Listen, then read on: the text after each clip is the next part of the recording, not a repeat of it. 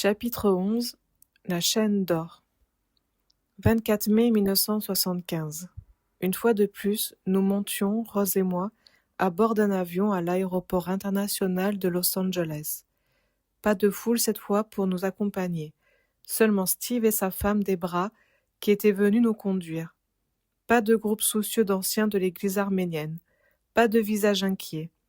Et pourquoi y en aurait-il eu ?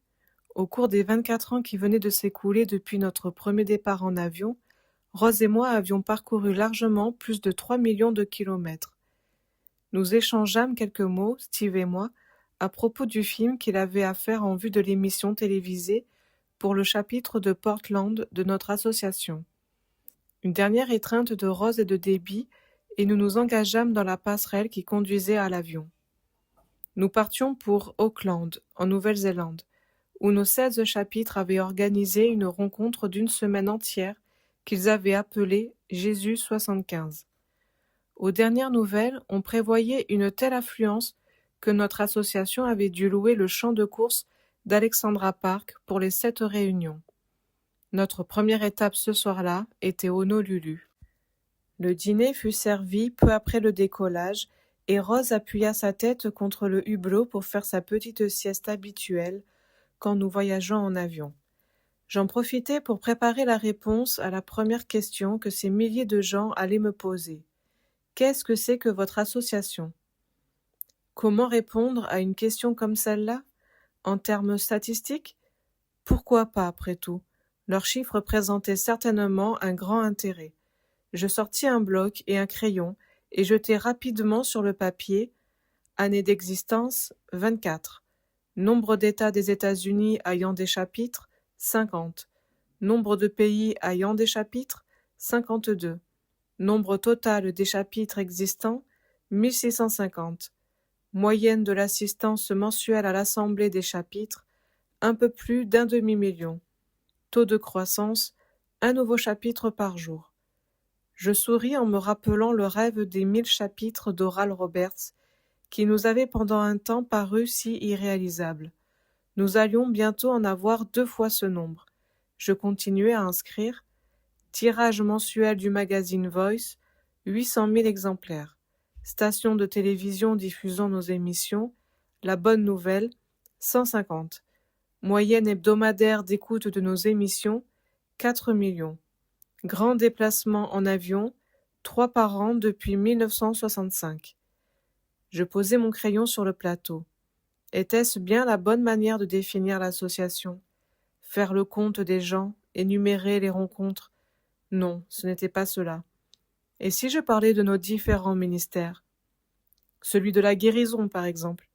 Nous n'avions jamais beaucoup insisté sur la guérison miraculeuse, parce que très rapidement, elle tend à attirer sur elle toute l'attention. Mais il s'en produit quand même, constamment. Parfois, nous invitions un prédicateur qui avait reçu du Saint-Esprit le don des guérisons, et il conduisait un service axé spécialement sur ce sujet. Beaucoup plus souvent, c'était un membre quelconque de notre association, engagé dans ses affaires habituelles, et que Dieu utilisait à un moment déterminé. Le don que j'avais moi-même reçu, par exemple, consistait à servir et non à guérir. Et cependant, en mai 1961, l'association avait envoyé une importante délégation au Congrès international de Pentecôte qui se réunissait à Jérusalem. Quelle émotion n'avions-nous pas ressentie à parcourir les lieux dont la Bible nous avait depuis notre enfance rendu les noms familiers, le mont des Oliviers, la Belle Porte, le réservoir de Siloé. C'est tout juste si nous n'étions pas un peu contrariés de voir arriver l'heure de nous rendre à la salle de conférence. Il y avait 3000 congressistes, et il nous sembla à Rose et à moi qu'ils avaient dû arriver en même temps dans le hall en les voyant s'écraser pour essayer d'entrer. Le congrès avait attiré tellement de monde qu'il avait fallu munir les délégués d'un insigne pour qu'ils puissent passer. Nous repérâmes notre ami Jim Brown, délégué de l'association pour Parkersburg, et ensemble nous nous tîmes en arrière en attendant que la foule devienne moins dense. « Demos Chakarian » appela une voix de femme avec un accent russe en polonais. Du regard, je cherchais à discerner de quel coin de la pièce on pouvait bien m'appeler. « Tenez, la voici, me dit Jim en la montrant du doigt. C'était un couple, et ils cherchaient à se frayer un chemin à travers la foule pour arriver jusqu'à nous. La femme était petite et très forte. Elle devait avoir près de la soixantaine. Lui était la créature humaine la plus affreusement tordue que j'ai jamais vue. Il était tellement plié en deux que son corps avait pris la forme d'un sept. Il marchait en s'agrippant des deux mains à une canne, et son torse était littéralement parallèle au sol. « Vous me cherchiez » demandai-je à la femme. Je ne pouvais même pas distinguer le visage de l'homme. « Oui, monsieur Chakarian, cet homme, il a besoin de secours. » Elle nous expliqua qu'il vivait dans un appentis en dehors de la ville. C'est là qu'elle l'avait trouvé. Il lui avait demandé de l'aider à venir à la réunion, parce qu'il avait entendu dire que Jésus y guérissait des gens. Quand ils apprirent qu'il n'y avait plus un seul siège de libre, quelqu'un leur suggéra de s'adresser à moi. Je sentis mon cœur se fondre pour ce petit homme mal habillé. Tous les deux, nous dirent-ils, étaient juifs. Dès que je pensais aux juifs qui étaient membres de notre association, à des hommes comme David Rothschild par exemple, président de notre chapitre de Beverly Hills, je savais au plus profond de moi-même que Dieu aime d'un amour particulier son peuple de la promesse. Mais ici, dans ce cas, que pouvais-je faire? Les gens se trompaient en pensant que j'avais le bras assez long pour les faire entrer. Alors, une idée me vint. Pourquoi est-ce que je ne les laisserais pas utiliser mon laissez-passer pour la réunion de cet après-midi? Jim Brown était un des orateurs prévus pour aujourd'hui, mais pas moi. Tenez, leur dis-je, en enlevant mon insigne. Prenez ceci et mettez-le. Comme cela, vous allez pouvoir entrer. Je m'agenouillai et, en me penchant en arrière, essayai d'atteindre le revers de son veston.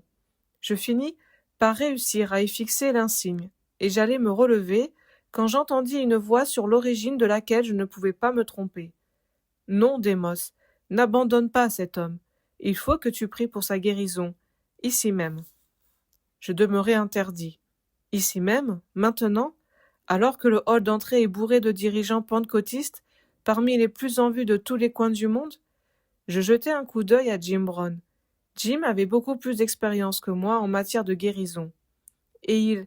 « Toi, Démos, ici même. » Alors, toujours à genoux, je murmurai à l'oreille de l'homme. « Monsieur, voudriez-vous que je prie pour vous tout de suite ?»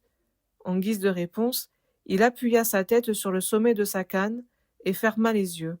« Bien-aimé Jésus, dis-je, nous te remercions pour le paralytique que tu as fait sauter de joie sur une des collines de cette ville.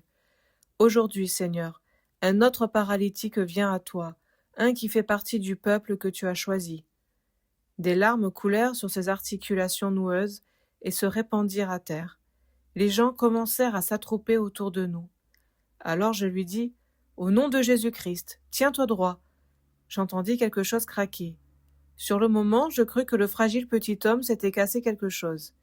Mais le gémissement qu'il fit entendre, tout en redressant sa tête et son dos de quelques centimètres, exprimait le soulagement et non la souffrance. Dans un effort qui fit saillir les muscles de sa gorge, il se redressa un peu plus. De nouveau, j'entendis un craquement. De nouveau, il donna l'impression de lutter pour se débarrasser de chaînes invisibles. À chaque fois, il grandissait. Et si quelqu'un dans le hall d'entrée ne s'était pas encore aperçu qu'il se passait quelque chose, les cris que la femme se mit à pousser firent que toutes les têtes se tournèrent dans notre direction. « Un miracle! Un miracle! » répétait-elle sans arrêt. « C'est un miracle !» Le petit homme acheva de se redresser et fixa sur moi un regard triomphant. Autour de nous éclata un chœur de louanges et d'actions de grâce dans une douzaine de langues. À mon tour, je me levai aussi. Je tendis la main et m'emparai de sa canne. « Dans sa seule puissance, dis-je. » Et effectivement, d'abord en traînant un peu les pieds, puis avec plus de hardiesse et d'une manière sûre, il se mit à aller et venir, la colonne vertébrale toute droite et en redressant les épaules. Au lieu du discours qu'il avait préparé, Jim Brown fit le récit de ce qui s'était passé dans le hall. Sans difficulté, le couple avait pu entrer, évidemment, et on leur avait trouvé des sièges, ainsi que pour nous, au premier rang de la galerie. À tout instant, tandis que Jim parlait, le petit homme se dressait à sa place et il criait. « C'est de moi qu'il parle, c'est de moi.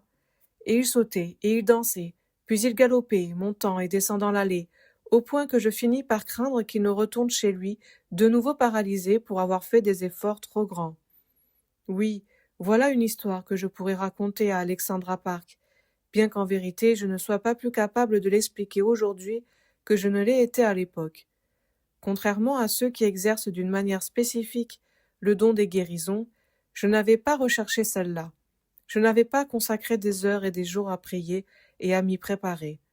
Et cette étrange puissance n'est pas non plus demeurée en moi plus longtemps, en dépit des nombreux malades qui se sont précipités sur moi pendant tout le reste du congrès.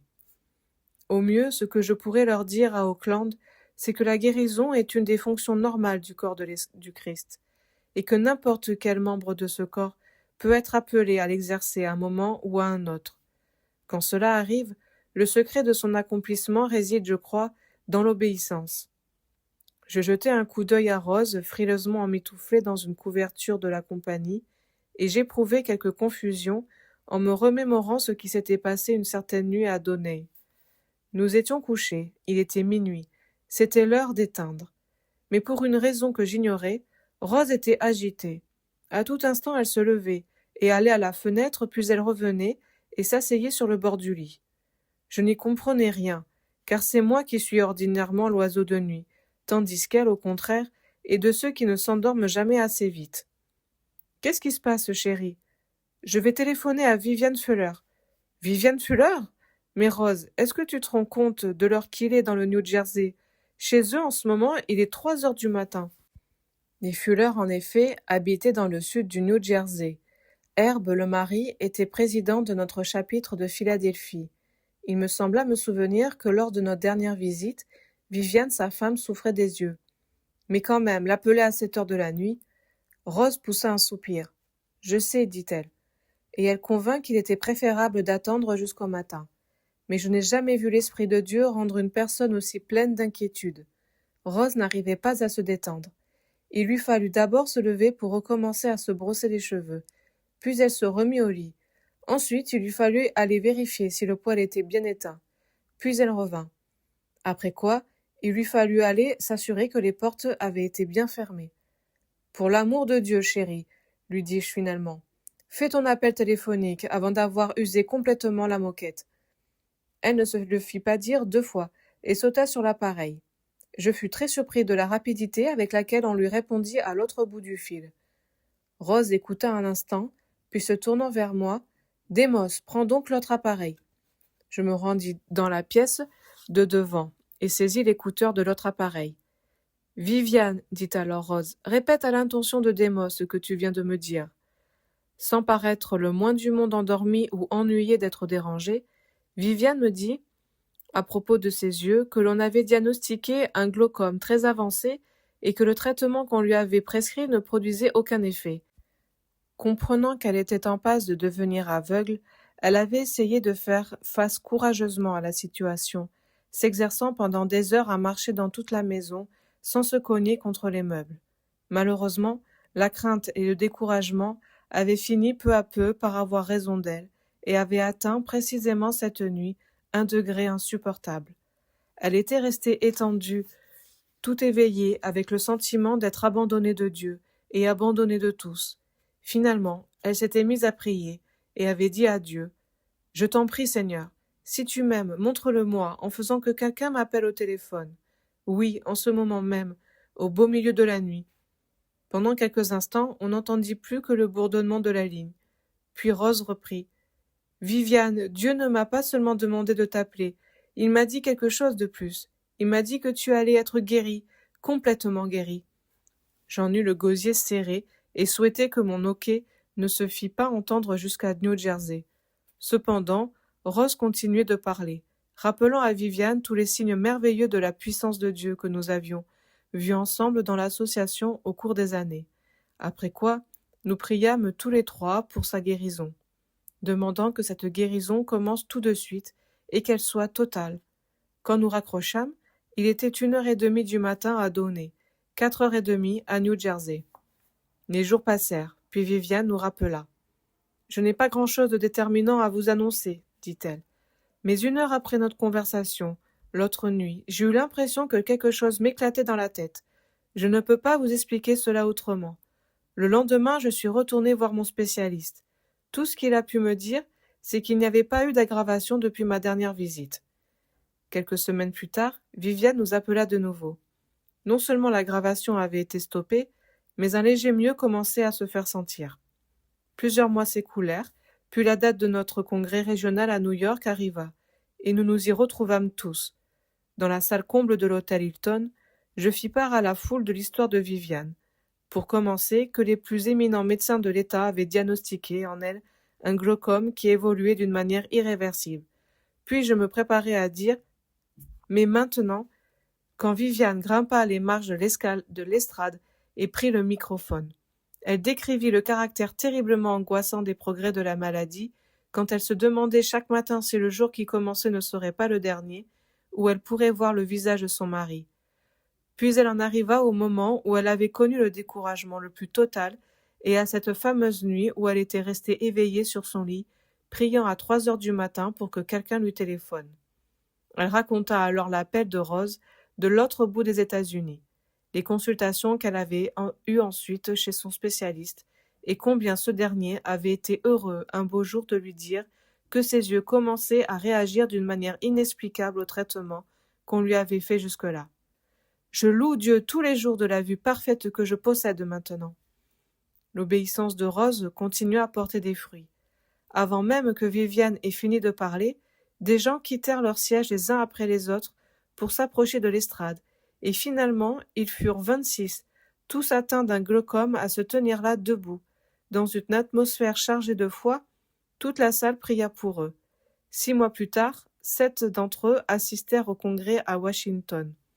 Nous ne savons toujours pas ce qu'il en a été des 19 autres, mais ces 7-là avaient été parfaitement guéris.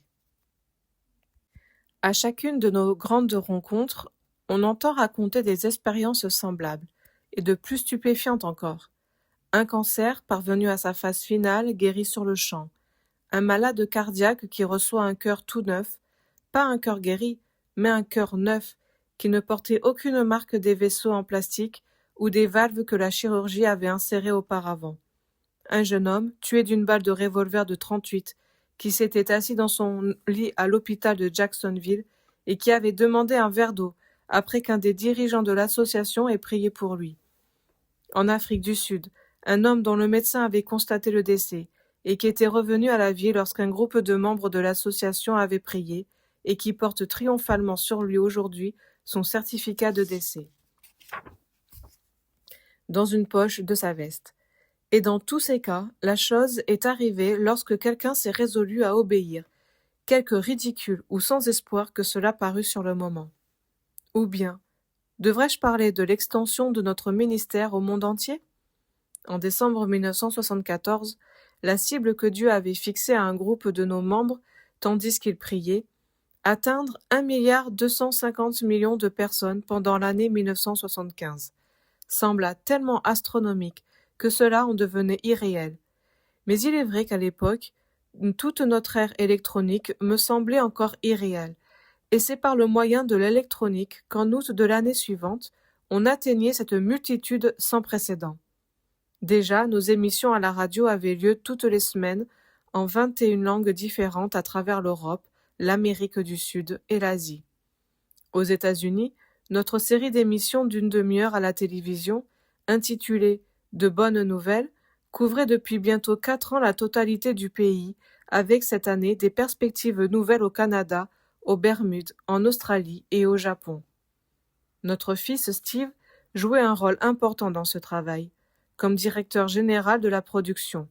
Micro, cadran, normes des bandes magnétiques lui étaient aussi familières que pour moi remplies de mystères.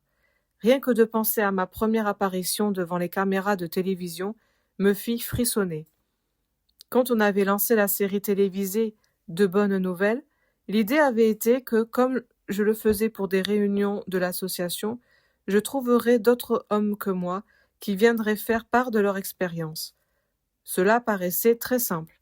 Et comme le temps de travail en studio coûte extrêmement cher, nous avions espéré qu'il ne nous faudrait pas plus d'1 semaine pour enregistrer les 13 premières émissions d'une demi-heure. Hélas, quand je pénétrai sur le plateau et que je vis les câbles, les appareils de prise de vue, les techniciens fixant leur chronomètre, j'eus le même mouvement de recul que mes vaches quand on veut les faire entrer dans une étable qu'elles ne connaissent pas. Les injonctions écrites qui m'apparaissaient me déconcertaient. Tenez-vous debout ici, asseyez-vous là, maintenant tournez la tête. Dès 7 heures du matin, quand on alluma les projecteurs, je me mis à transpirer. Et quand midi arriva, je me donnais l'impression d'avoir été filmé dans une baignoire. Le pire de tout, c'était le telex aide-mémoire qui faisait apparaître mon texte dans un petit cadre fixé à l'appareil de prise de vue.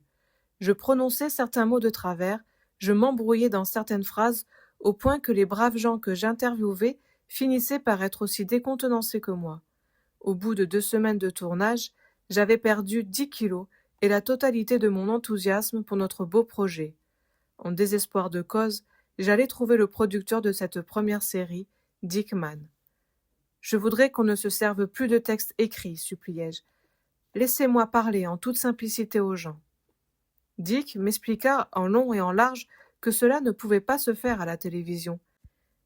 Les temps devaient être calculés à la seconde près afin que l'équipe de prise de vue et de son sache exactement à quel moment précis se plaçaient certaines images.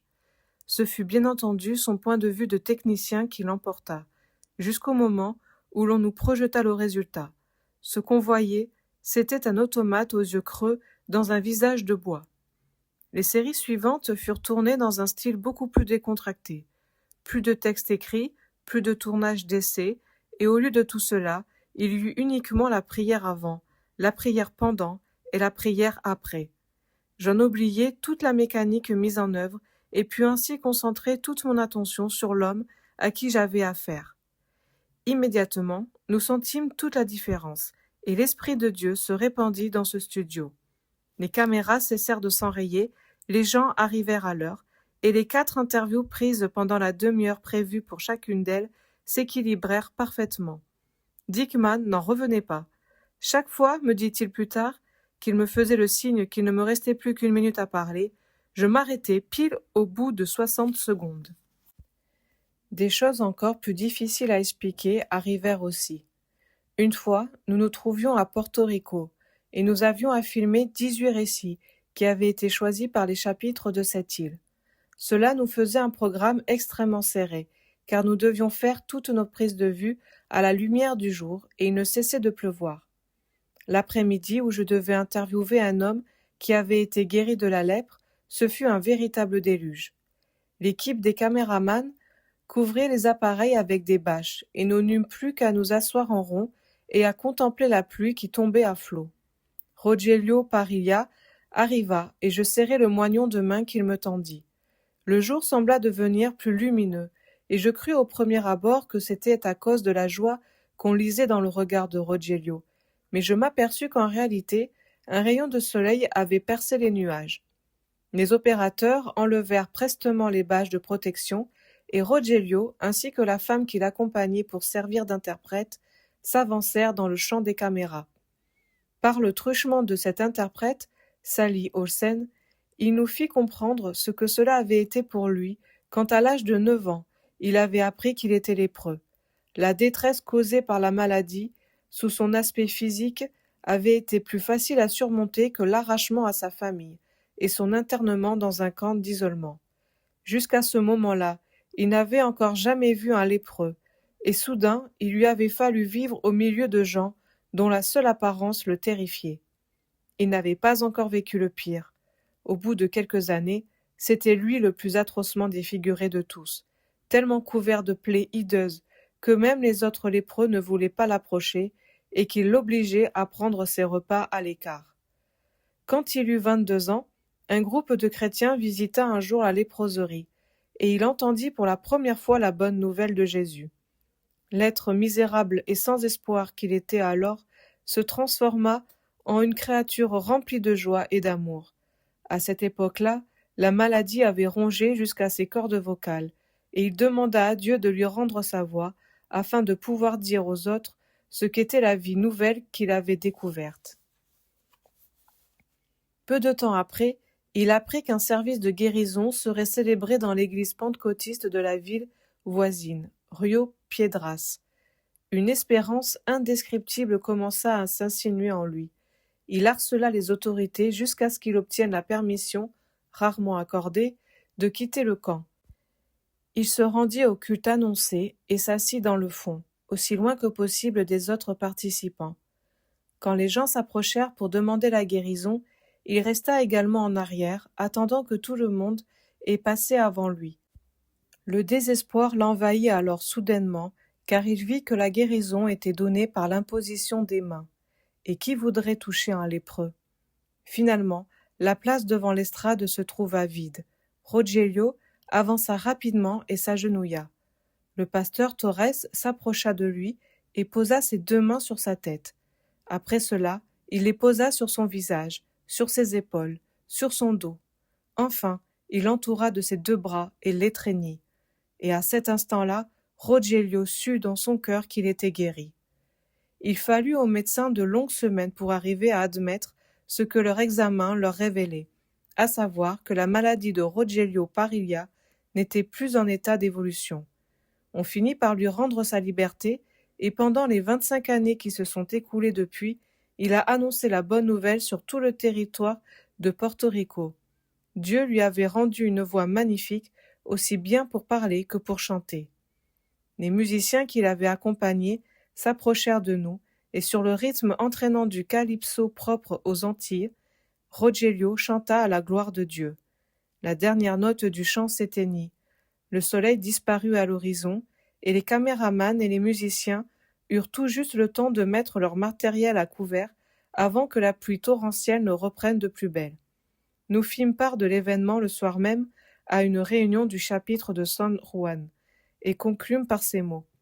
Le répit laissé par la pluie battante n'avait-il pas été parfaitement orchestré pour nous laisser juste le temps de filmer? Les gens dressèrent la tête et nous fixèrent sans comprendre. Nulle part ailleurs dans toute la ville de San Juan, semblait-il, la pluie ne s'était arrêtée, pas une seule minute. Cela faisait maintenant 3 ans que nous réalisions nos émissions de télévision de cette manière, sans manuscrit, sans répétition, et en nous confiant uniquement au Saint-Esprit. Les scènes que nous présentions n'étaient pas savamment composées, mais elles avaient une qualité de vérité qui touchait les cœurs. À la fin de chaque émission, la station donnait un numéro de téléphone pour permettre à ceux qui voulaient faire un pas de plus, à la suite de ce qu'ils avaient entendu, de se mettre en rapport avec un des membres d'un chapitre proche de chez eux. J'avais noté quelque part le nombre d'appels que nous recevions de tous les coins du pays. Je tâtonnais sous le siège pour attraper ma serviette. Rose, qui était maintenant réveillée, regarda avec curiosité la colonne de chiffres que j'avais jetée sur le papier. « Qu'est-ce que c'est ? Télé 13, 3, me demanda-t-elle. 13 productions télévisées en 3 jours, répondis-je. C'est bien le temps qu'il nous faut maintenant pour effectuer nos prises de vue, n'est-ce pas? Et nous n'en avons jamais eu une seule à tourner une seconde fois. Ayant remis la main sur mes rapports, j'ajoutai. Je cherche à retrouver le nombre de gens qui nous appellent après chaque émission. Tu sais, Demos, me répondit Rose après un instant de réflexion, pour moi, ce qui est intéressant, ce n'est pas tellement le nombre de gens que ce qui leur arrive après. Un seul homme suffit, et comment il est transformé. Un seul homme. Mais lequel choisir parmi les milliers de cas qu'on pourrait raconter? Je laissai ma pensée errer à travers le pays en partant de Porto Rico.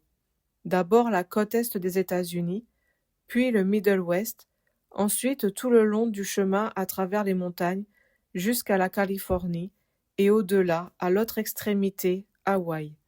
Et c'est alors que la personne de Harold Shikari me revint à l'esprit. Harold fut le tout premier à nous appeler au téléphone après que nous eûmes commencé nos émissions de télévision à Honolulu en septembre 1972. À dire vrai, ce n'est pas sur notre émission qu'il avait eu l'intention de brancher son poste ce dimanche matin-là. Ce qu'il aurait voulu faire était bien différent. Il avait vu le jour, 6e de 16 enfants, dans une petite plantation de café à Kona dans l'île de Hawaï. Dans la meilleure des traditions japonaises, on lui avait appris à travailler dur, à respecter les autres et à se soumettre à l'autorité. Son père était atteint de la maladie de Parkinson. Quand il fut trop gravement malade pour continuer à travailler, les aînés quittèrent l'école pour subvenir aux besoins de la famille. En travaillant tous les jours, sous un ardent soleil et au-delà des heures normales, ils permirent à Harold de continuer ses études, et il fut le premier de tous les 16 à sortir diplômé de l'université. À partir de ce moment-là, il fit à son tour ce qui était en son pouvoir pour assurer les mêmes facilités aux plus jeunes. Il se levait à 4 heures du matin, s'habillait à la lumière de la lampe à pétrole et parcourait de longues distances à pied pour trouver du travail dans les plantations de café. C'est seulement après que ses plus jeunes frères et sœurs eurent terminé leurs études qu'il songea à lui-même et se préoccupa de se marier et de fonder son propre foyer. Il s'était alors installé à Honolulu, travaillant d'abord comme arrimeur sur les docks, puis comme employé dans un magasin d'épicerie, et finalement en se lançant dans les affaires pour son propre compte. Harold savait ce que c'était que travailler, et il réussit. Quand arriva 1970, il avait déjà pu mettre de côté une somme d'argent considérable. À ce moment-là, la plus grosse partie de cet argent lui fut subtilisée. Cela fut fait en douceur, avec le sourire, par des hommes en qui il avait placé sa confiance. Quand il se rendit compte de ce qui était arrivé, la foi sur laquelle il avait bâti toute sa vie s'écroula. Cette foi, il l'avait en effet placée dans l'effort humain, dans l'honnêteté, pas en Dieu. Sa famille était bouddhiste de nom, mais comme un grand nombre d'habitants des îles, il croyait en réalité à toutes sortes de dieux et d'esprits. L'un d'eux, Odai-san, jouait un grand rôle dans leur vie. Dans le temple japonais de Kona, il y avait une petite statue de pierre qui le représentait, et que sa famille consultait pour toutes les décisions qu'elle avait à prendre. Quand le dieu approuvait, sa statue était facile à soulever. En revanche, quand elle était trop lourde pour qu'on puisse la bouger, c'est qu'il n'était pas d'accord. Au cours des années, Harold était revenu de toutes ses croyances traditionnelles en voyant l'état de servitude dans lequel elle laissait les siens. Sa mère, qui était très âgée et qui était devenue veuve, vivait dans la crainte perpétuelle d'offenser l'un ou l'autre de ses esprits. Une fois installé à Honolulu, il se rattacha à l'église épiscopalienne, car elle semblait offrir une possibilité de délivrance de ces sortes de frayeurs. Il avait essayé de parler à sa mère de devenir chrétienne à son tour, mais elle lui avait expliqué que Jésus, tout en étant un des dieux à qui elle adressait des prières, se souciait avant tout des Blancs. Tous les portraits que l'on montrait de lui, fit-elle observer, le représentaient avec une barbe, et c'était bien une preuve que les Orientaux ne l'intéressaient pas beaucoup. Après avoir perdu tout son argent, Harold alla consulter son pasteur. L'ecclésiastique écouta son récit avec sympathie, reconnut qu'il avait été victime d'une injustice, mais il lui déconseilla d'intenter un procès. Ces choses-là arrivent constamment dans les affaires, et nous n'y pouvons absolument rien, ni vous ni moi. Essayez plutôt d'oublier tout cela. Malheureusement, Harold s'aperçut que c'était précisément la dernière des choses dont il fut capable. Il en perdit l'appétit, cessa de fréquenter ses amis, s'enferma chez lui les volets fermés, sentant la haine croître en lui. L'honnêteté, une vie de sacrifice, de longues heures de travail, si tout cela ne menait à rien, à quoi servait-il de vivre? La mort était préférable. Les morts peuvent au moins dormir, eux. Les gens qui sont morts, on ne peut plus les tromper, ni les voler. Harold savait qu'un de ses amis possédait un fusil, mais il était bien résolu à ne pas mourir seul. Avant de mettre fin à ses jours, il y avait 2 autres hommes qu'il lui faudrait abattre. 3 même, s'il réussissait à les atteindre tous avant qu'on ne l'en empêche. Cette pensée l'absorba peu à peu, au point de devenir une véritable obsession, et il n'eut plus que cette seule idée en tête. Un dimanche, en faisant cela un dimanche, il pourrait prétexter à son ami qu'il voulait aller à la chasse. Ce serait donc un dimanche de septembre, aussitôt que la chasse serait ouverte. Le dimanche prévu arriva. Sa femme insista une fois de plus pour qu'il aille à l'église. Il n'y était jamais retourné depuis son entretien avec le pasteur. Il refusa d'un signe de tête. Prends au moins la télévision, le supplia-t-elle, car l'étrange indifférence qu'il marquait à l'égard de toute chose l'inquiétait. Regarde un match de football. De la tête, il fit de nouveau un signe de refus. Puis il jeta sur sa femme un regard circonspect. Il ne fallait à aucun prix qu'elle soupçonnât ce qu'il avait l'intention de faire. Bien sûr, ouvre le poste, regarde le match de football, jusqu'à ce qu'elle ait fini de s'inquiéter et qu'elle aille à l'église. Il consulta sa montre. 10h35. Du fait du décalage horaire sur le continent américain, les matchs de l'après-midi devaient être maintenant commencés. Il prit donc la 4e chaîne. Ce qui apparut, ce furent 2 messieurs qui conversaient ensemble. L'un était un blanc, l'autre, il n'aurait pas su dire ce qu'il était. Vraisemblablement un Polynésien. Rien que d'y penser, je me mis à rire. Combien de fois j'ai béni Dieu de cette caractéristique curieuse du visage des Arméniens. Les Juifs pensent que je suis Juif. Les Arabes me prennent pour un Arabe. En Amérique du Sud, on s'adresse à moi spontanément en espagnol. Quand je suis en Asie, on me regarde comme originaire des Indes. Et voici maintenant quelqu'un, à Honolulu, qui m'avait pris pour un Hawaïen.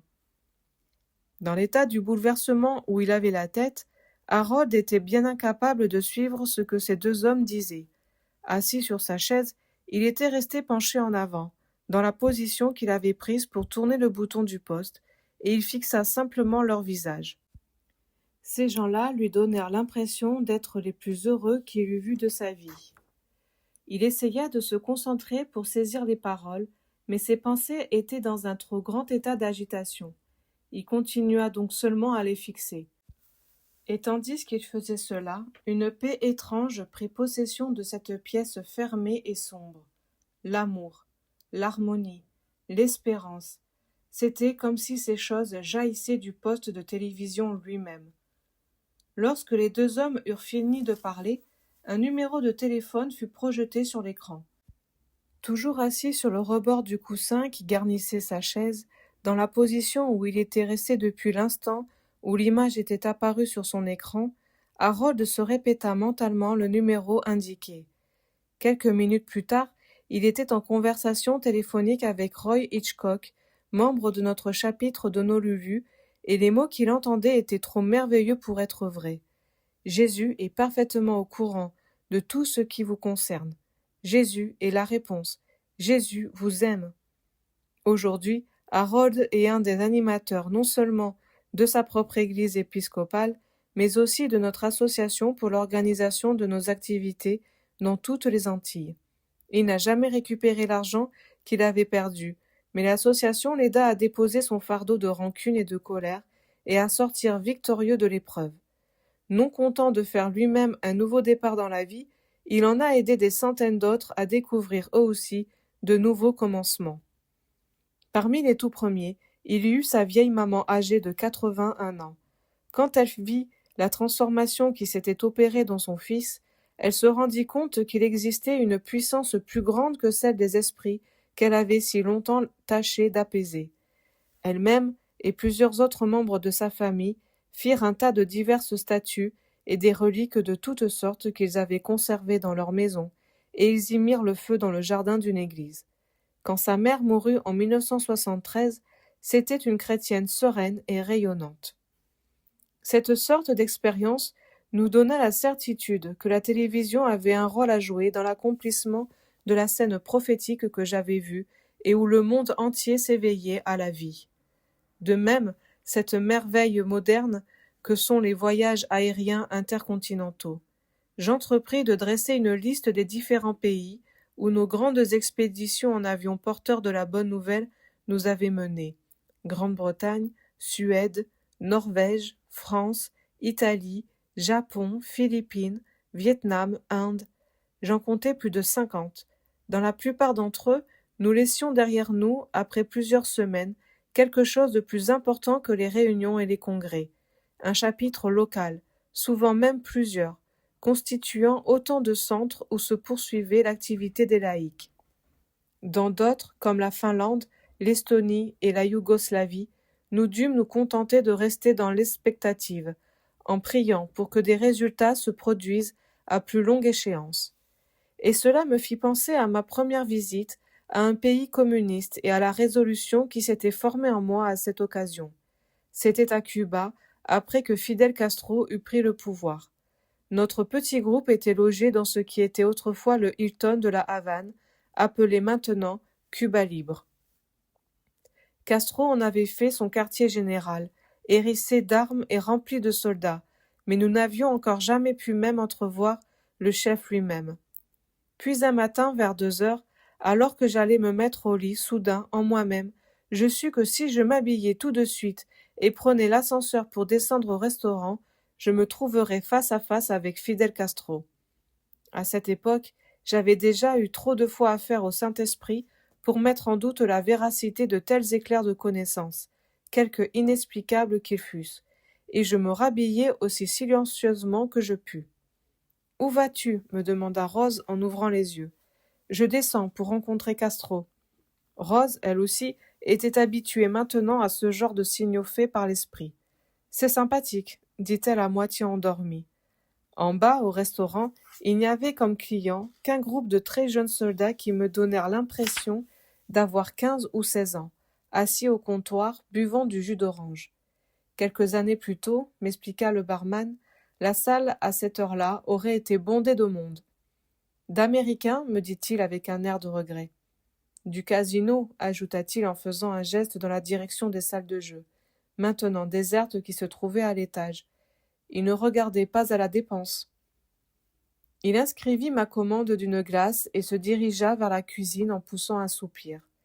Quand il revint et me servit, il s'attarda près de la table, content, me sembla-t-il, d'avoir une occasion de bavarder. L'espagnol qu'on parle à Cuba est différent de celui que j'avais appris étant jeune, mais nous n'eûmes aucune difficulté à nous comprendre. Quand le premier Castro viendra cette nuit, dis-je, voudriez-vous le prévenir qu'il y a ici un éleveur laitier de Californie et que j'aimerais m'entretenir avec lui. Cette nuit, répéta le barman. Il ne viendra pas ici, cette nuit. Il ne vient jamais aussi tard que cela. Cette nuit, il viendra, dis-je en finissant ma glace. Il me fixa un moment, puis « Quelqu'un vous a prévenu qu'il allait venir ici ?»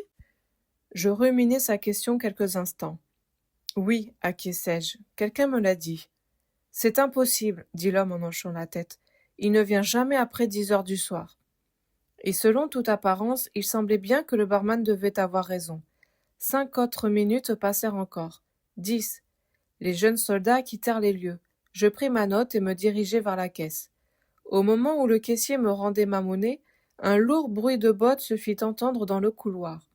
La porte s'ouvrit et livra passage à une vingtaine d'hommes barbus, vêtus d'uniformes vert olive, les uns portant des fusils, d'autres des mitraillettes américaines.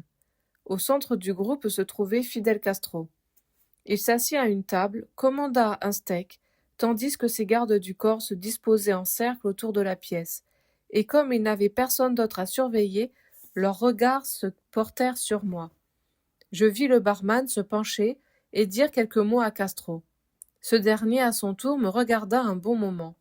Puis, du doigt, il me fit signe de m'approcher. Je vins m'asseoir à sa droite, très conscient des canons de fusil qui me suivaient à travers la pièce. Castro me posa un grand nombre de questions concernant la production du lait en Californie et parut déçu quand je refusai de le laisser me commander aussi un steak. « Quand je viendrai chez vous, me dit-il, je boirai un plein bidon de lait. » Dans toute la pièce, ce fut un éclat de rire qui secoua les hommes barbus. À mon grand soulagement, les fusils s'abaissèrent et plusieurs des hommes allumèrent des cigarettes. Jusque-là, tout ce que je connaissais du chef révolutionnaire m'avait été donné par ses interminables discours à la radio. Je fus surpris, en faisant personnellement sa connaissance, de voir en lui un auditeur attentif et précis. « Et qu'est-ce qui vous amène à Cuba » me demanda-t-il après un moment. Je lui expliquai que nous étions venus à quelques-uns avec le désir de connaître des Cubains engagés dans les mêmes activités professionnelles que nous, et à qui nous pourrions dire ce que le Saint-Esprit accomplissait au milieu des gens, comme eux dans d'autres pays que le nôtre. J'eus une nouvelle surprise en constatant qu'il paraissait véritablement intéressé. Il me dit qu'il avait été une fois à l'hôpital, à Brownsville au Texas, et il ajouta « Toutes les semaines, 2 hommes apparaissaient à la télévision. L'un d'eux était Billy Graham et l'autre Oral Roberts. J'ai vu en eux des hommes droits de cœur et dont les paroles étaient sincères. Notre entretien durait depuis déjà 35 minutes lorsqu'un Américain, animé d'une grande colère, mais aussi très ivre, apparut à la table. « Est-ce que vous ne répondez jamais aux lettres, vous autres ?» demanda-t-il. « Cela fait 3 mois que j'attends une réponse de ce soi-disant gouvernement. » J'eus du mal à suivre tout ce qu'il racontait, mais je crus comprendre qu'il était propriétaire d'une boîte de nuit qui avait été fermée par ordre du gouvernement révolutionnaire. Je fus stupéfait de voir son audace alors que la pièce était pleine de soldats, mais il était vraisemblablement trop absorbé par ses propres préoccupations pour les avoir remarquées. « Votre pays aussi y perd de l'argent, continua-t-il. N'oubliez pas cela, c'était une bonne affaire que je vous apportais ici. » Le visage de Castro était devenu presque aussi gris-vert que son uniforme. « Une bonne affaire, répondit-il. C'est cela que vous appelez une bonne affaire? Le jeu et les prostituées, est-ce là tout l'intérêt que vous portiez, vous, à ce pays? » J'essayai de capter le regard du propriétaire du club. Était-il possible, vraiment, que quelqu'un fût assez ivre et assez centré sur lui-même pour ne pas sentir le cri d'appel qui était dans cette question? Vous êtes-vous jamais préoccupé de nous? Avez-vous jamais cherché à nous connaître? Mais l'homme était allé trop loin pour pouvoir rien entendre. « Ne cherchez pas à me faire de la morale, dit-il. Les Cubains en tiraient de gros profits. » Quoi, chaque fois, Castro se leva, laissant son souper inachevé. Arrivé à mi-chemin de la porte, suivi des soldats, il se retourna, fit quelques pas en arrière, la main tendue. « Je suis heureux que vous soyez venu, me dit-il. Je voudrais bien… » Son visage avait gardé sa teinte grisâtre, et il ne termina pas sa phrase. L'instant d'après, ils étaient tous partis, suivis par le propriétaire de la boîte de nuit, qui continuait à réclamer, et je demeurai seul à la table. Je consultai ma montre. Il était 3h05 du matin. Je voudrais bien. J'aurais aimé qu'un plus grand nombre d'hommes de chez vous fussent venus à Cuba pour prier plutôt que pour jouer. Et s'ils l'avaient fait, me demandai-je dans l'ascenseur qui me remontait à l'étage, que serait le monde aujourd'hui si les millions d'Américains qui voyagent se mettaient en route, remplis de l'amour de Dieu pour les pays où ils vont? Et s'ils le faisaient désormais? À partir de cette nuit-là, partout où je rencontre des membres de l'association, c'est cela que je les supplie de faire. Allez, transmettez la bonne nouvelle, voyagez pour Dieu, aidez à contrebalancer cette autre sorte de voyageurs que le monde voit trop souvent. Et nos hommes sont allés. Ils sont allés comme des gens qui ont beaucoup reçu de la fidélité des autres, aussi bien dans les siècles passés que sous d'autres cieux, et qui ont à cœur de revenir pour acquitter ce qu'ils peuvent de leurs dettes. Je songeais à un certain soir de septembre, à Moscou, en 1966, 7 ans après mon voyage à Cuba, et où je racontais à 2200 personnes réunies dans l'église baptiste l'histoire de ces pentecôtistes russes, traversant les montagnes dans leurs chariots couverts pour venir en Arménie. 2200 personnes se levant, les bras tendus vers le ciel, et pleurant de joie sous l'action de l'esprit qui balayait la réunion.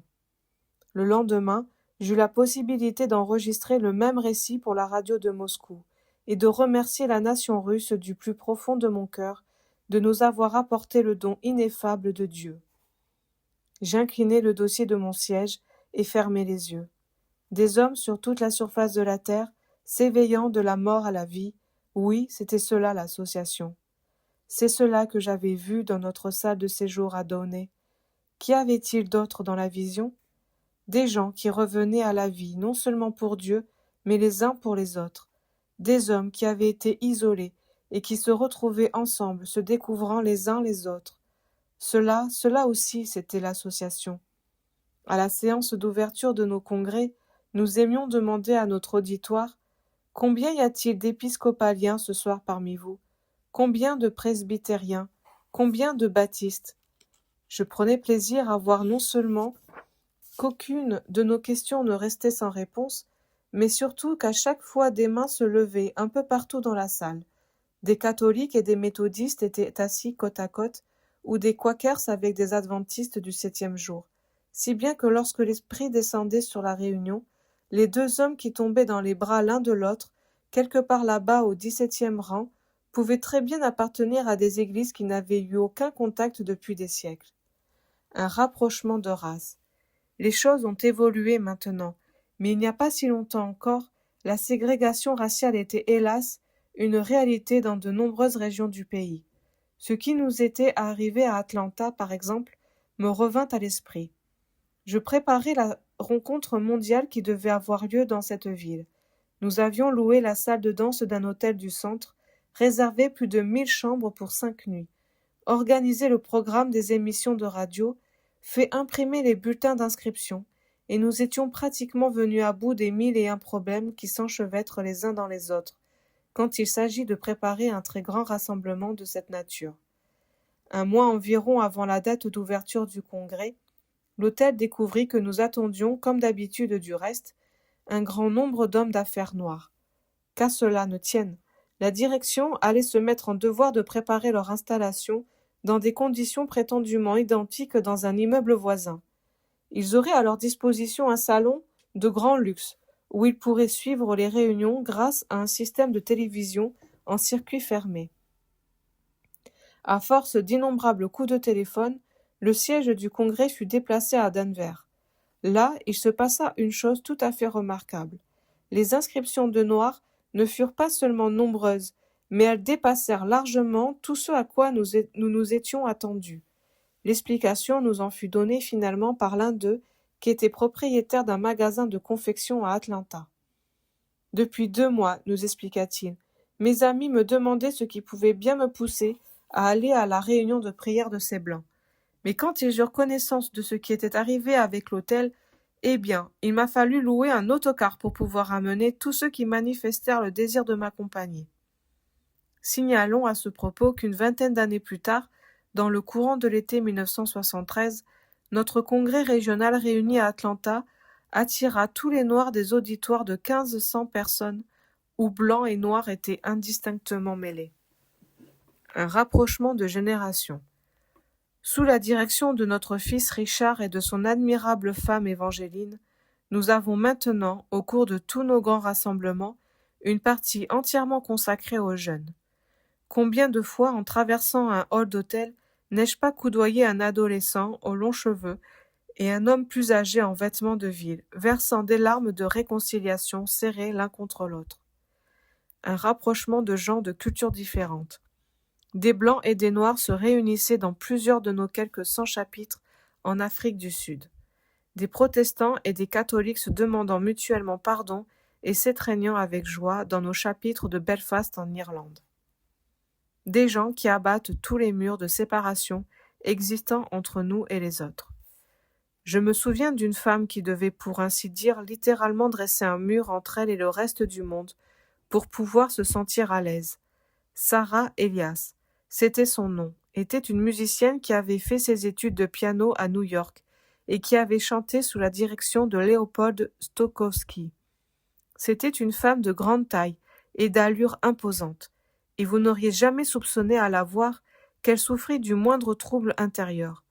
Tant et si bien que lorsqu'elle stipula sur son bulletin d'inscription au congrès régional d'Indianapolis qu'elle exigeait d'être seule dans une chambre, personne ne soupçonna que derrière ce détail se cachait une angoisse de rejet qui avait empoisonné toute sa vie. Mais l'hôtel d'Indianapolis, où devait avoir lieu le congrès, reçut un si grand nombre d'inscriptions qu'il eut besoin de la totalité de ses lits disponibles pour ce week-end de mai 1972. « Je regrette, lui dit l'employé de la réception. Nous avons été obligés de vous loger avec quelqu'un d'autre. » Il consulta sa liste et ajouta. « Vous serez avec sœur Francis Clark, de l'école des sœurs de Notre-Dame. Je suis sûre que sa compagnie vous sera très agréable. » Sarah Elias était sûre du contraire. Élevée dans le milieu des églises de la sanctification d'une petite ville de l'Est de la Pennsylvanie, elle avait gardé une attitude de méfiance à l'égard de toutes les religieuses. Le mal dont elle souffrait en réalité était le résultat d'une enfance particulièrement dramatique. Cela avait commencé alors qu'elle était encore petite, quand son père avait tiré sur sa mère et l'avait tuée. À partir de ce moment-là, et tout au long des années qu'elle avait vécues dans un orphelinat, jusqu'au jour où elle fut déshéritée par la famille qui l'avait adoptée, tout ce que la vie lui avait appris, c'est que les gens vous rejetaient toujours. Elle les avait donc rejetés à son tour, soit en les excluant purement et simplement de son existence, soit en s'acharnant littéralement à maintenir un mur entre elle et le monde qui l'entourait. Personne, comme je viens de le dire, ne s'était jamais douté de rien jusqu'au moment où, croyant que la chambre était encore vide, elle s'y précipita et se trouva en présence de l'autre occupante. Sœur Francis Clare était une chrétienne très douce et remplie de sagesse. Elle exerçait un ministère spécial de guérison des traumatismes de l'enfance. Elle proposa à Sarah de prier pour elle. Dans les quelques heures qui suivirent, tout sortit, l'angoisse, les griefs, l'amertume. À la place s'engouffra dans son cœur l'amour d'un Dieu enfin accepté. Quand je découvris Sarah parmi l'auditoire ce soir-là, son visage était tellement transfiguré que je lui demandai de venir au microphone pour nous raconter ce qui s'était passé. Après l'avoir fait, elle s'assit au piano, et lorsqu'elle eut fini de jouer, toute l'assistance se leva et applaudit jusqu'à ce qu'elle joue un autre morceau. Il y eut successivement 4 ovations de toute l'assemblée debout, et quand ce fut terminé, nous comprîmes que c'était le Saint-Esprit lui-même qui avait joué pour nous ce soir-là. Sarah Elias trouva sa place dans toute une catégorie de collaboratrices d'un type nouveau, mises au bénéfice de l'association. Des femmes engagées dans des activités professionnelles ou dans les affaires. Au début, je m'étais tellement souciée de tous les hommes qui passent à côté de la vie que je n'avais prêté attention à personne d'autre. Les femmes qui venaient à nous dans les premières années de l'association, et elles étaient nombreuses, étaient en général les épouses de ces hommes-là, elles-mêmes chrétiennes et cherchant un moyen d'atteindre leur mari. Par la suite, quand l'association fut mieux connue, un nouveau groupe de femmes fit son apparition. Mariées ou non, jeunes ou moins jeunes, ces femmes exerçaient un métier et, comme les hommes, se sentaient étrangères aux activités traditionnelles de l'Église. Pour ces femmes médecins, institutrices ou employées de bureau, il était hors de question, autant que pour moi, de participer aux réunions de couture, aux braderies de charité et aux petits cercles habituels. Nous avions maintenant des femmes juristes, des actrices, des employées de bureau qui assistaient aux réunions. Je notais sur mon papier vendeuses, infirmières, femmes journalistes. Démos, c'était Rose qui me poussait du coude, et en levant les yeux je vis l'hôtesse qui se tenait près de nous, avec un plateau de sandwich. Nous serions à Honolulu dans un peu plus d'1 heure. Hôtesse de l'air, ajoutai-je aux notes que j'avais devant moi. 5 ou 6 d'entre elles avaient participé à notre dernier congrès. Je relus les feuillets que j'avais écrits. Extension au monde entier, par les moyens les plus divers et à toutes les catégories sociales. Est-ce que cette formule dépeignait bien l'association? Et qu'était-ce donc que Rose avait dit? Raconte le cas d'un individu déterminé et comment il a été transformé. Elle avait raison. Toutes les statistiques du monde étaient incapables de faire connaître le miracle d'une seule vie régénérée par l'esprit. Mais par où commencer? Où m'arrêter? Si je me mettais à raconter l'aventure fabuleuse de George Otis, de Walter Black ou du général Ralph Haynes, je dépasserais mon temps de parole et je serais obligé de laisser de côté celle tout aussi fabuleuse de Jim Watts, d'Otto Kundert ou de Don Locke. L'association avait maintenant accumulé des milliers d'anecdotes, toutes plus merveilleuses les unes que les autres, chacune avec son caractère unique, et liée cependant à toutes les autres dans une chaîne d'or, chacune d'elles liée. Alors pourquoi ne pas raconter l'histoire d'un seul des maillons, un seul des événements de cette interminable réaction en chaîne qu'était devenue l'association des hommes d'affaires chrétiens? Au début des années 60, un vendredi matin, je reçus un coup de téléphone d'un jeune homme qui me dit m'avoir rencontré à un récent congrès de l'association dans l'Oklahoma. « Monsieur Chakarian, me dit ce jeune homme, j'aimerais que vous puissiez parler à l'un de mes oncles. Je crois que l'heure est venue pour lui de connaître le Seigneur. » Et qui est cet oncle? Shannon Vandroff. Le nom me sembla vaguement familier. Où est-ce qu'il habite? Il me donna l'adresse dans un quartier très chic de Downey. Et que fait-il? Demandai-je un peu inquiet. Il est entrepreneur de travaux. Avez-vous jamais entendu parler des pavillons Cendrillon? C'est lui. À la vérité, ma première réaction fut que je ne pourrais jamais parler à cet homme-là. Tout le monde, dans un rayon très étendu, connaissait les pavillons Cendrillon. C'était une très grosse affaire. Finalement, je promis d'appeler l'oncle au téléphone, et le lendemain, qui était samedi, c'est ce que je fis. Loin d'être du genre d'homme d'affaires sous pression, Shannon se révéla un interlocuteur agréable et d'un abord aisé. Et son neveu avait raison. Shannon était prêt à recevoir la bonne nouvelle de Jésus.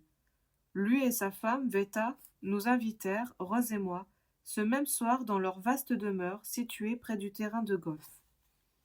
Par la suite, ils nous accompagnèrent à un congrès de l'association dans l'Arizona, et tous deux y reçurent le baptême dans le Saint-Esprit. Aussitôt après, un nouveau nom s'inscrivit dans la réaction en chaîne. Ray Charles Jarman était pasteur de l'importante église de Southgate, en Californie, que les Vandroff avaient fréquentée pendant 14 ans. Brillant prédicateur, Jarman en avait fait un établissement qui valait maintenant $1 million avec siège capitonné, épaisse moquette, air conditionné et statuaire de marbre importé. Le pasteur Jarman assurait en outre une émission quotidienne à la radio, et il s'était fait une place remarquée dans les milieux intellectuels de la Californie du Sud. La seule chose que les Vandroff ne l'avaient jamais entendu annoncer, c'était Christ. Comme beaucoup de ces pasteurs très cultivés, il avait cessé depuis longtemps de croire à la divinité de Jésus, aux miracles et autres concepts de l'ère pré-scientifique.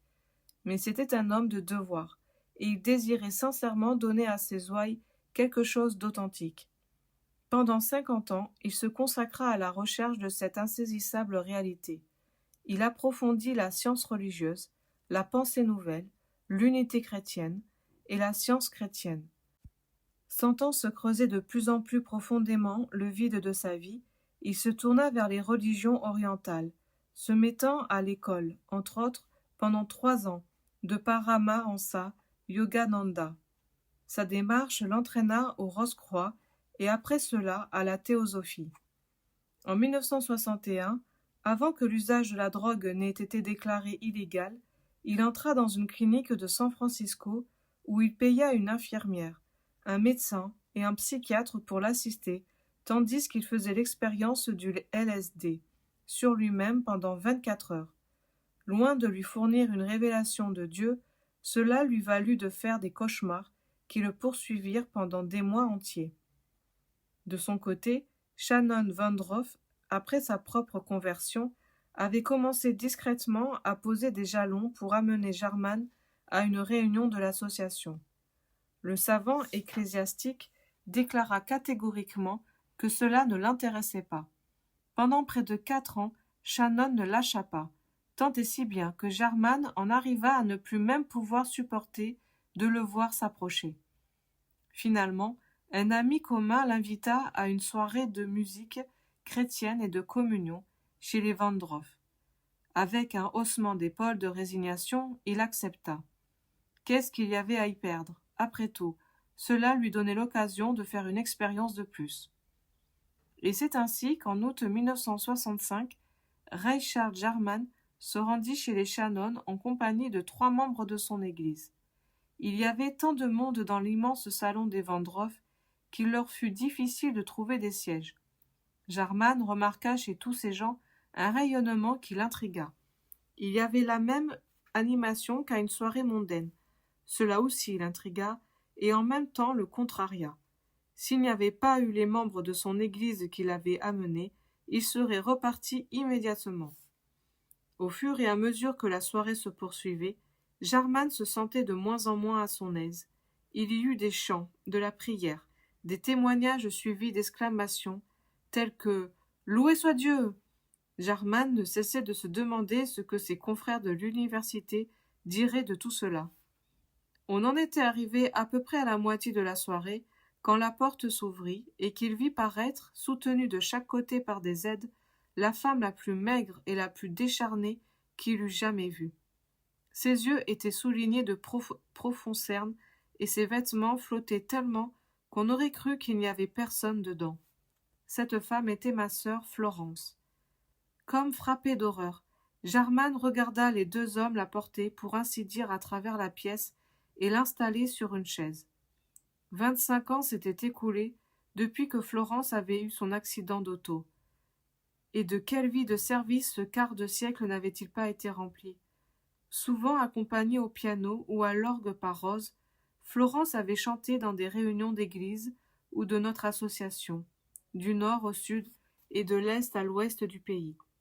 Et maintenant, au temps précis que son rêve avait alors prédit, elle se mourait d'une forme rare de cancer.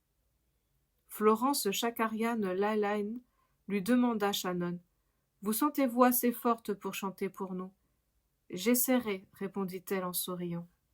Elle posa ses deux mains sur son front pour pousser sa tête en arrière, n'ayant plus assez de force pour la lever.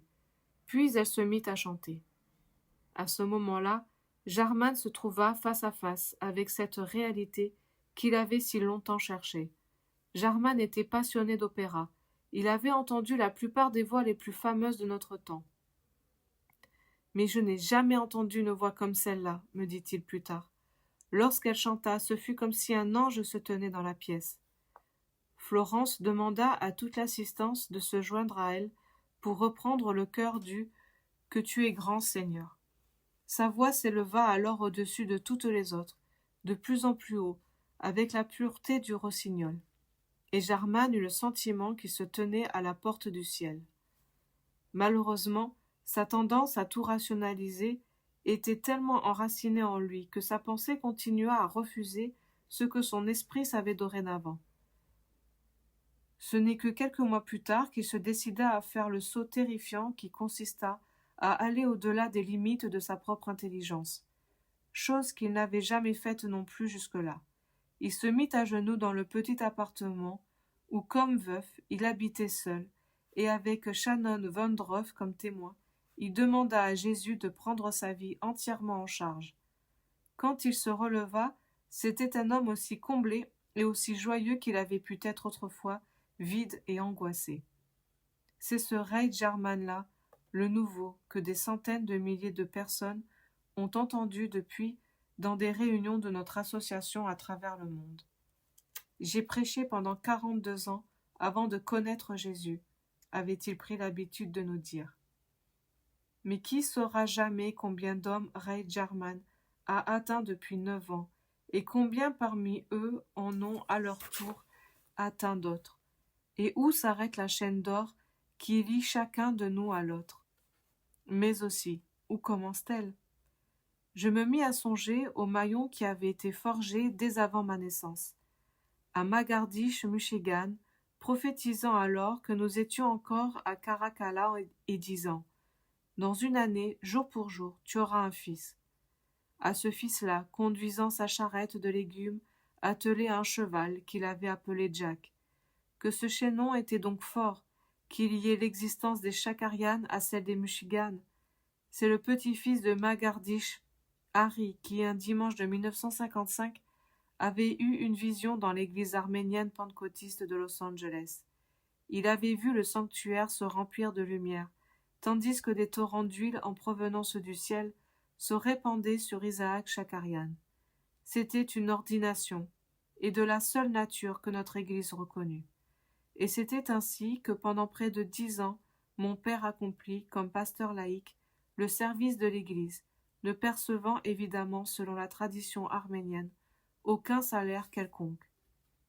Ayant obtenu de l'État la licence nécessaire pour célébrer mariage et enterrement, il prêcha tous les dimanches et prit soin avec amour des besoins de tous. Plus tard, un vendredi soir, au cours de l'automne de 1964, Harry Michigan eut une autre vision. Ce soir-là, le 6 novembre, je me trouvais à l'hôtel Coronado, au sud de San Diego, pour la séance d'ouverture d'un congrès régional de 3 jours.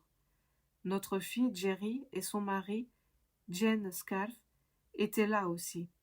Ils étaient profondément attachés à l'association, mais à cause de leurs 2 petites filles, ils ne pouvaient pas assister très souvent aux réunions.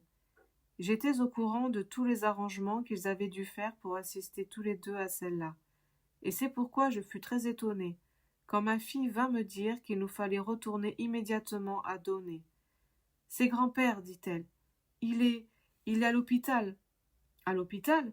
Mais il n'est pas malade, que je sache. Il était en excellente santé quand j'ai quitté le bureau cet après-midi. » À la réception de l'hôpital, on me dit que mon père était dans le bâtiment situé en face, de l'autre côté de la rue. C'était curieux, pensai-je en pénétrant dans la petite maison basse, qu'il l'ait mise dans un endroit aussi sombre et aussi désert. Où sont donc les infirmières et soudain, je réalisai que ce petit bâtiment était la morgue de l'hôpital. Mon père reposait là sur une longue table blanche. Il n'était pas étonnant que personne ne se fût senti capable de me prévenir. Jamais un père et un fils n'avaient été aussi proches l'un de l'autre. Debout dans la petite pièce nue, j'entendais sa voix me dire, comme elle l'avait fait déjà des centaines de fois au cours des années passées, quand une occasion se présentait à moi d'aller quelque part dans le vaste monde pour parler de Jésus, « Vas-y, Démos, je m'occuperai de tes affaires. » Le docteur Donald Griggs nous attendait à la maison. Je ne m'étais pas trompé, mon père n'avait pas été malade. « Il est mort à la manière des anciens patriarches, nous dit-il, en pleine force, sans avoir été malade. Il lisait le journal du soir et il s'est endormi. » Comme personne en dehors du docteur Griggs et des membres les plus proches de la famille n'était encore au courant, nous fûmes tous surpris quand Harry Mushiga nous appela au téléphone d'Atlanta, en Géorgie, où il était alors pasteur. « Ah, ces anciens, dit-il, je viens de les voir tous, mon grand-père, mon père et tous les vieillards dont je me souviens du temps où j'étais encore enfant. Même certains que je n'avais jamais connus. Il y a à peu près 1 heure, j'ai vu tous ces vieillards à barbe blanche qui riaient et qui couraient en tendant les bras, comme s'ils accueillaient quelqu'un. À ce moment-là, j'ai vu Isaac qui courait vers eux. » Il y eut une pause au téléphone. « Isaac est parti, n'est-ce pas ?» Le signal d'attacher nos ceintures en vue de l'atterrissage parut en lettres lumineuses. L'avion virait et amorçait sa descente. « Vas-y, Démos. » C'était cela, n'est-ce pas, que Dieu avait dit à chacun de nous. « Vas-y, Jacques. Vas-y, Jean. Vas-y, Bill. Vas-y, Marie. » Il ne nous a pas toujours dit où, au commencement du voyage. Je songeais au second message que l'enfant prophète avait reçu il y a si longtemps, dont personne n'avait pris connaissance et qui était encore scellé. Annonçait-il une grande persécution venant sur les chrétiens d'Amérique juste avant le retour du Seigneur? Personnellement, c'est ce que je crois. Je crois que le Saint-Esprit nous est donné pour nous préparer à ce temps-là, pour nous lier en un seul corps, et pour confier à chacun de nous la tâche que seul il est en mesure d'accomplir pour le bien de ce corps. Souvent, je me demande qui va recevoir l'ordre d'ouvrir le message et d'en donner lecture à l'Église. Mais ce n'est pas cela qui est important. Ce qui est important, c'est le fait qu'il ordonne à chacun de nous d'aller avec le don, quel qu'il soit, qu'il nous a accordé, sachant que lorsque nous aurons découvert quel est ce don, et que nous l'aurons mis en œuvre, sans nous laisser dérouter par la situation du monde qui nous entoure, nous serons les gens les plus heureux sur terre. L'avion toucha le sol d'une légère secousse, puis roula jusqu'à son terminus. Rose fourragea sous le siège pour prendre nos affaires. « Prêt, Démos ?» demanda-t-elle. « Je suis prêt, Rose. » Nous nous engageâmes dans l'allée et ensemble nous nous mîmes en route pour la prochaine aventure.